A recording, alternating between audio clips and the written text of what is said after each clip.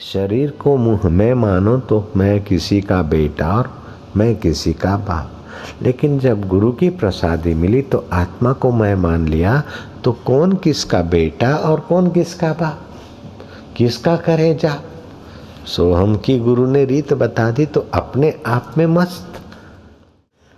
तो जिनके जीवन में दृढ़ता है, नियम निष्ठा है, मन को अच्छा लगे चाहे न लगे, लेकिन गुरु मंत्र गुरु ने दिया है, करना है।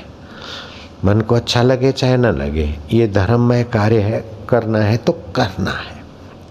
इससे आपका बल बढ़ जाएगा, विकार की ताकत घट जाएगी। अभी क्या होता है कि जो आपको अच्छा लगता करते तो विकारों की ताकत बढ़ जाती है और आप अपने को अयोग्य मानते, नहीं संभाल सकता हूँ मैं, ये जवाबदारी नहीं ले सकता हूँ मैं, ये भगवान का भजन नहीं कर सकता हूँ। बेटे, भगवान का भजन करने के लिए ही तुम्हारा जन्म मिला है, भगवान का देवी कार्य करने के लिए ही तुम धरती पे आए। अगर ऐसा नहीं होता तो तुमको गुरु के द्वार कैसे जाना हुआ। अगर भगवान की कृपा नहीं होती तो गुरु के द्वार कैसे आते, और गुरु की कृपा नहीं होती तो भगवान का मंत्र कैसे मिलता। लेकिन जो गुरु को छोड़कर भगवान को खोजते वो खोजते ही रह जाते, और लेकिन जो गुरु मंत्र लेकर बैठ जाता, भगवान उसको खोजते खोजते अपने दिल में ही प्रकट होने लगते।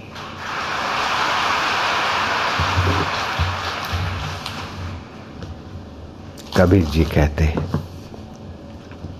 जो जो देखूं सो सो रोगी, रोग रहित मेरे सतगुरु जोगी। किसी को काम का, किसी को क्रोध का, किसी को लोभ का, किसी को मोह का, किसी को पेट का, किसी को हाथ का, कोई न कोई रोग, लेकिन निरोगी तो मेरे सतगुरु जोगी, जिन्होंने आत्मा परमात्मा से योग किया है।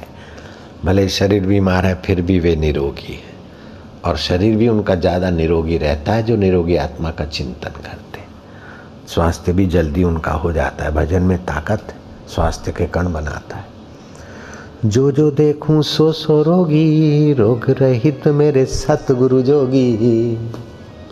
जो जो देखूं सो सो रोगी, रोग रहित मेरे सतगुरु जोगी। हम निरोग मन मोक्ष ही दीन्हा, काम रोग एक निर्वश कीन्हा। निभिया रोग से मीन फसाना, जिभिया रोग से मीन फसाना। जीभ के स्वाद से मीन मछली फंस जाती है, रूप के स्वाद से पतंगिया जल मरता है, गंध के स्वाद से भंवर फंस मरता है, शब्द के स्वाद से हिरण शिकार हो जाता है, संभोग के स्वाद से हाथी खड्डे में पड़ता है, नकली हाथिन को समझ के छूने जाता है। ऐसे कोई किसी रोग में, किसी रोग में। जिभ्या रोग से मीन फसाना, वासना रोग कमर लपटाना। दृष्टि रोग जल मरत पतंगा, नाग रोग गयो पड़ कान सुरंगा। सांप बीन सुनकर पकड़ा जाता है मदारी। हे तहि रोग सकल संसारा, त्रिरोग से बंधन विकारा। रोगे जन्म ही रोगे मरही, इन विकारों के रोग के कारण ही जन्म होते हैं, और इन विकारी सुखों के रोग के कारण ही मौत होते हैं। रोगे ही जन्म ही रोगे ही मरे, फेरे आनी संकट में परही। माँ के गर्भ में ऊंधे होके लटक रहे, कितना संकट। माँ की गंदी पेशाब की इंद्रियों से बाहर निकले, हे गंदे में पड़े, कितना संकट। मक्खी और मच्छर भगाने की अक्ल योग्यता नहीं, कितना संकट। बाल्यकाल में कितना संकट, जुआनी में काम क्रोध, कितना संकट। फिर सारा जो सीखा कमाया और छोड़कर मरना पड़े तो कितना संकट। और मरना है पक्की बात, तो सारे मूर्ख लोग संकट से पच मरे, कारण संसार का मजा लेने का। वही उससे 1000 गुना मजा अंतरात्मा का है, और उस अंतरात्मा का आनंद दिलाने वाले निरोग मेरे सतगुरु जोगी ने मुझे भी निरोग बना दिया। रोगे जन्म ही रोगे मरही, फेरे आन संकट में परही। रोगी ज्ञान जो तीनों पावे, रोग गुरु बिन कौन छुड़ावे। रोगी ज्ञान जो तीनों पावे, रोग बिना कौन छुड़ावे।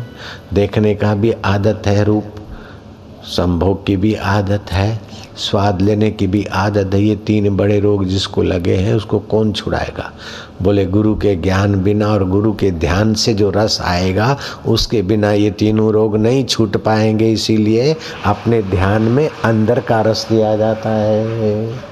पति को पत्नी को नीचो नीचो की भी तो सुख लेना चाहते हो, बाद में फे और अधिक करो तो ढे। तो कबीर जी कहते हैं रोगी ज्ञान जो तीनों पावे, रोग गुरु बिन कौन छुड़ावे। सतगुरु साहेब दया जब कीनी, कहत कबीर गुरु रोग ले लीनी।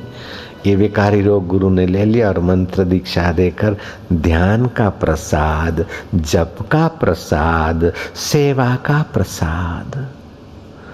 अब गुरु मेरे नाथ भये। जब हम भगवत नाम जपते हैं तो नाथ का चिंतन करते हैं तो सामर्थ्य आता है।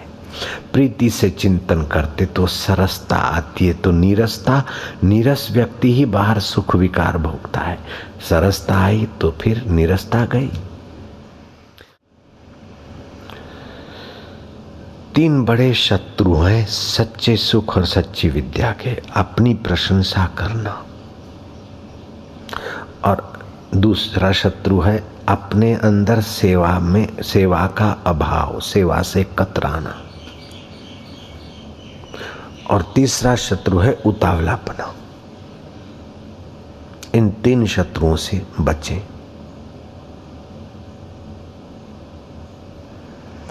स्त्री के शरीर में अगर आसक्ति है तो तुम स्त्री के शत्रु हो। पुरुष के शरीर में संभोग की आसक्ति है तो तुम पुरुष के पति के शत्रु।